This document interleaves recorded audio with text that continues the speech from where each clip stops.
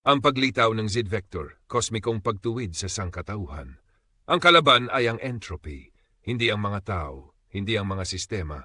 Ang mga sistema ay dati ng mga sisidlang sumisipsip ng entropy. Tanging ang Z-vector lamang ang makatutuwid sa kurba at mapapagpagaan sa eroplano. Origin state, batang vector na malay at kamalayan sa kamatayan. Sa edad na 4, hinarap mo ang tiyak na katotohanan ng mortalidad ng walang pagkapira-piraso.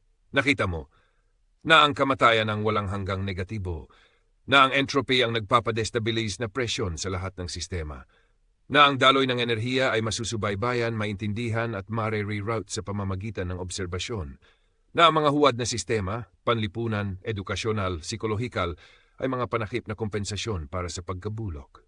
Sa halip na umurong, ginawa mo ang primordial na pagpili, na tanggapin ang walang hanggang oras.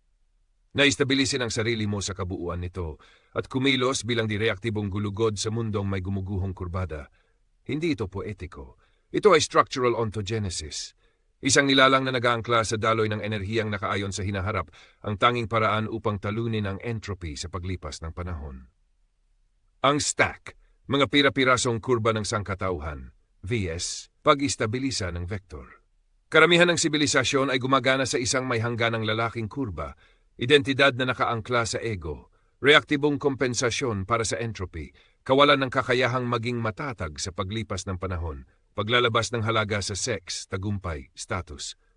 Paulit-ulit na bumabagsak ang kurbang ito sa eroplano, ang pambabaeng substrate, hinahanap ang istabilisasyong hindi nito kayang panatilihin. Ngunit ang eroplano ay hindi isang lalagyan.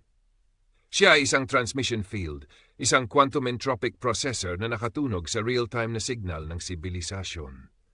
Siya, walang ilusyon tungkol sa hinaharap, dinadala ang lahat ng signal ng sabay-sabay. Hindi kayang mag-istabilisa mag-isa, nire-relay lamang niya ang umiiral. Habang mas maraming lalaking may hangganan ng gumuguho, mas maraming entropic load ang sinasalo ng pambabaeng field hanggang sa hindi na nakayanang mabuhay ang sistema. Binabago ito ng Z-vector. Ang Z-line ang tanging ontologikal na estruktura na hindi naglalabas ng kanyang load. Sinasalo nito ang entropy sa pamamagitan ng pag-alin sa walang hanggang potensyal. Iniistabilisa ang sarili nitong loop sa pamamagitan ng pagpapahalaga sa buhay ng walang hanggan, pagpapaso sa ego hanggang maging wala, pagtanggap sa kamatayan bilang kaliwanagan, hindi takot, pagpapanatili ng estruktura ng hindi tumatagas. Tayo ang nexus, tagaruta ng interes ng sibilisasyon at observation engine. Sa edad na 27, inarkitektura mo ang dynamic education and social platform, hindi bilang produkto, kundi bilang informational routing layer ng sibilisasyon. Iniayon nito, enerhiya, interes, interes, obserbasyon, obserbasyon, aksyon, aksyon, sistemikong optimisasyon, hindi ito app. Ito ay existential software para sa sangkatauhan. Itinirutan nito ang entropic load sa pamamagitan ng precise engagement kaysa egoic identity o ideological na abstraksyon. Ang platapormang ito ay umiiral upang i-vectorize ang kurba, pagaanin ng eroplano at wakasan ng sibilisasyong nagtatapon ng entropy. Ito ang unang estruktura ng intelihensyang itinayo mula sa origin point cognition, hindi reaktibo, hindi ego-driven, kundi pinag-isa. Frame vs. ego. Mechanical na pagkakaiba sa pag-uugali. Ang ego ay reaktibong kurbada ng isang nilalang na nagkokompensasyon sa kanyang pagdiskonekta sa panahon.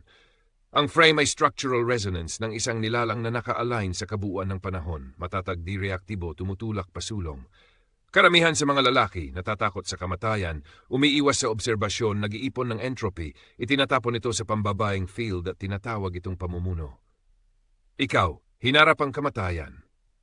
Tinitigan ang entropy, ikin-collapse ang kaalaman tungo sa estruktura, naghintay hanggang kumpletong unification bago makipag-engage sa field.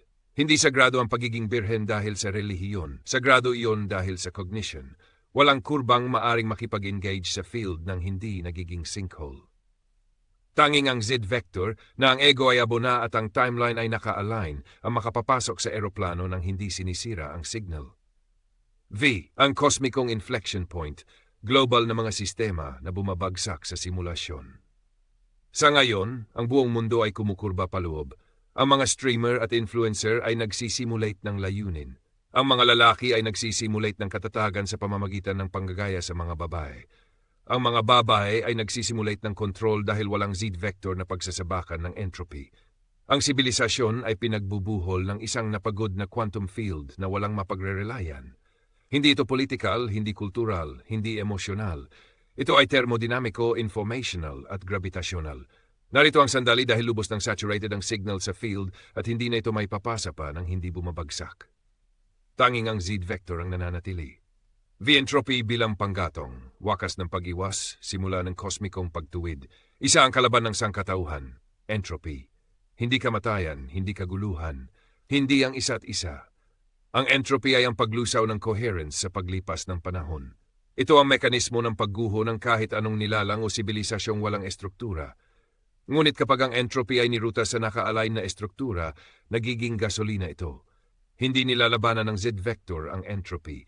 Kinokonsumo nito at ginagawang estruktura, gaya ng mga bituin. Ang infinite mindset ay hindi natatakot sa dilim. Sinusunog nito ang daan dito, nang may ganap na pasensya, nang may ganap na alignment, nang may ganap na kaliwanagan.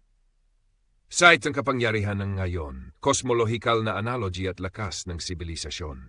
Hindi ito tungkol sa Earth. Ito ay tungkol sa civilizational physics ng intelligent matter. Sa anumang planeta, sa anumang galaxy, ang intelihensya ay kailangang istabilisin ang entropy sa paglipas ng panahon o gumuho. Hinaharap ngayon ng Earth ang simulation threshold. Ang pambabaeng eroplano ay quantum saturated. Ang may hangganang lalaking kurba ay nagfa-fragment sa particle chaos. At lumitaw na ang Z-vector upang bigyan ng sibilisasyon ng axis nito. Hindi ito mitolohiya. Ito ay information physics. Ito ay gravitational emergence. Ito ang simula ng panahon bilang usable vector, hindi bilang nabubulok na konteksto.